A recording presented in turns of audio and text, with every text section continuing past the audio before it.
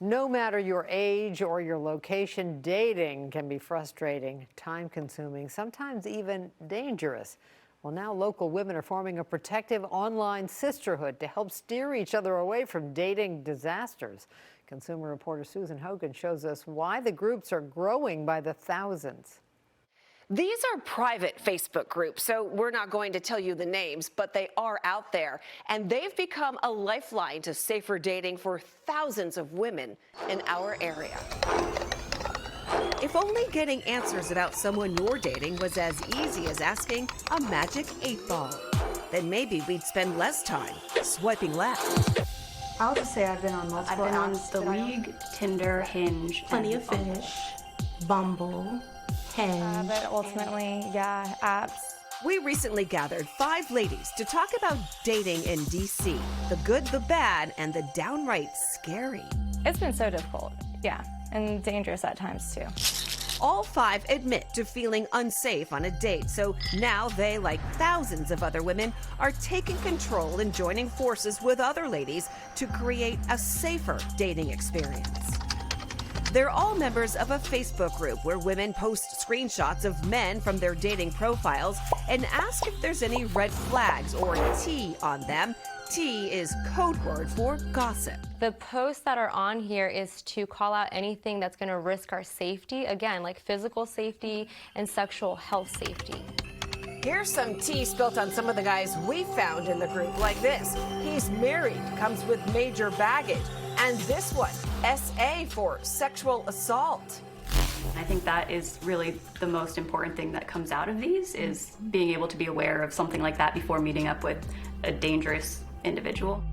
Members have warned each other about registered sex offenders on dating apps, and men like this guy who was released from a mental institution in June for brutally killing a stranger who he thought was a werewolf. He described himself in an online dating profile as an easygoing adventurer after years of travel. Some members of this Facebook group even matched with him, the women posting our News 4 story as a warning. But not all posts are warnings or even negative. I think at the end of the day, the objective is not to man shame or talk about having a terrible date. We found a number that were complimentary of men. Because there are women who share, oh, he's a good guy. He's a great guy. He's stable. He just wasn't looking for anything serious, right? It's positive feedback. Members refer to each other as sisters, and this sisterhood is growing. More than 48,000 in this DC area group alone, and thousands more women are joining similar Facebook groups in major cities all across the country. What does that say when you have that many women sharing experiences? What does it say about dating today? I think it shows that there's really a need for this, and probably like women haven't maybe had a place in the past where they felt safe to do this. The ladies all agree that this group isn't about hating men, it's about protecting and empowering women. I do believe that in certain cases they have prevented some really awful things from happening. At the end of the day, everyone wants the same thing, just a good guy. There's a whole group dedicated to wonderful good men where we share their names and women want to date these men. And so to those men, we see you, we thank you, we want to find you. Now, members are allowed to post anonymously, and in order to join, they must agree to several ground rules, including no bullying, no defaming, and no sharing content from inside the group. And members who do, they're banned. I'm Susan Hogan, News 4. A warning tonight for those of you in the dating scene who might be tempted to text a risque picture to someone you don't really know.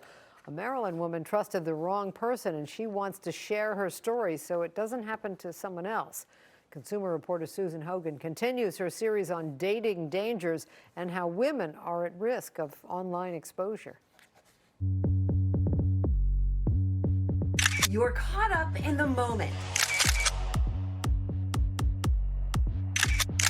Taking a sexy photo to send to that someone special.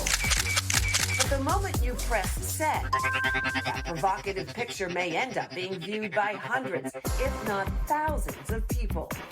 And along with your pictures, your personal information may also be exposed. This is the one I was put on.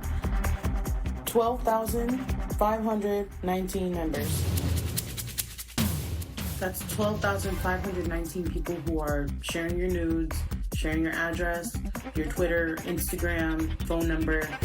This is Diana Vasquez, whose social media video went viral after sharing this warning about where those provocative pictures you send could end up. I definitely felt very violated and a huge invasion of privacy. Diana posted her warning after finding a post offering nude photos of her and other women in online chat groups. And in these groups, they pretty much just photo dump and video dump all these videos and pictures, explicit videos and pictures of women that probably was not consensual, like they didn't consent to having it spread. Diana said she did not consent to this and thinks she knows who posted her pictures and even her social media information out of spite. News 4 found several chat groups where predominantly men share photos and other personal information of women they've dated, and other members can pick through who they like. It's kind of like a menu. When I saw that, I was shocked, and I did feel like it was dehumanizing. It was like I wasn't even a person. I was just like an item that was up for sale. This sharing of information can get even more dangerous because members of these chat groups can request phone numbers and home addresses of the women. Some even pay for the information, and others offer to trade pictures of women they have. Diana says the idea of strangers in these chats having her personal information and pictures is terrifying, and the lesson learned is a true wake-up call that has put her dating life on hold.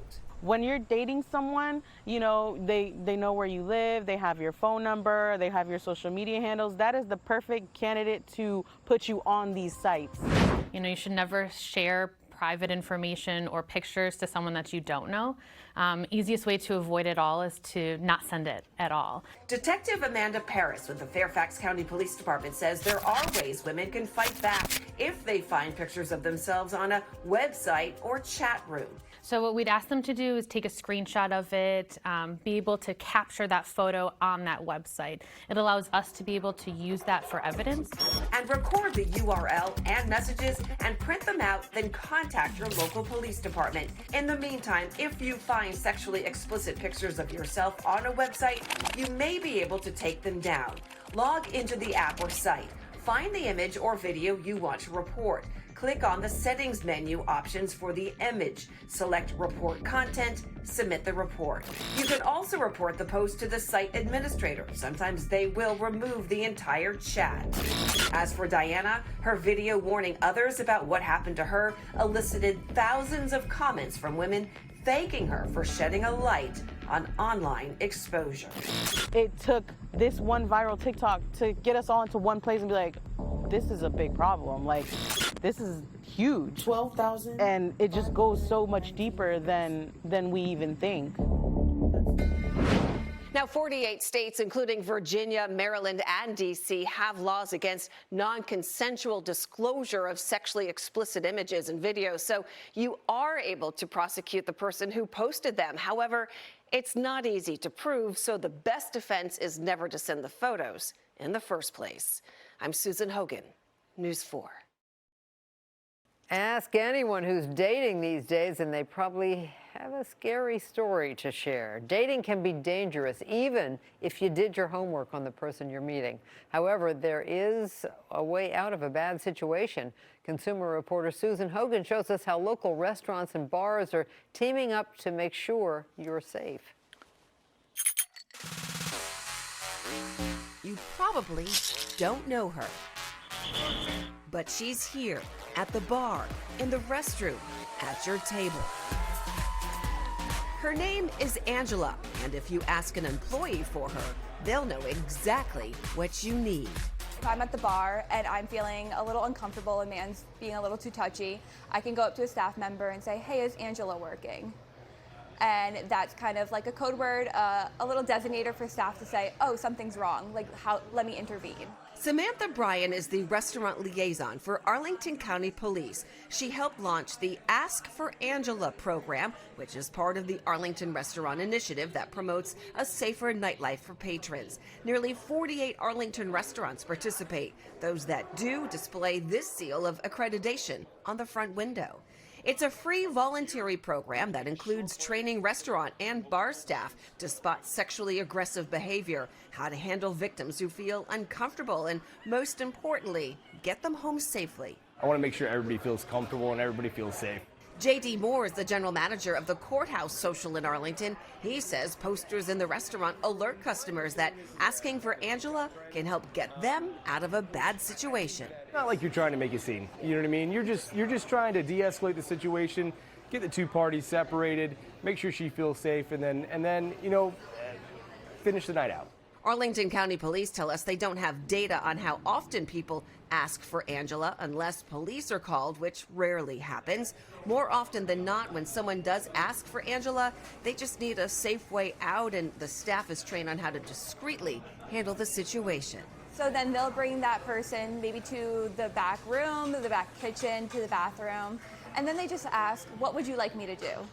Would you like the cops to be called? Would you like me to get you a back exit? Would you like me to help you call an Uber or a Lyft or a ride share? Ask for Angela first launched in England pubs back in 2016 and has since spread all across the world. Restaurants that participate in the program display posters like these. I think that's actually a really good idea, like kind of a safe word. Knowing that a bar supports women wanting to feel safe and basically present themselves as a safe resource for women and this is a safe space, that's huge. For patrons, it's a comforting feeling to know if something goes wrong on their date, someone has their back.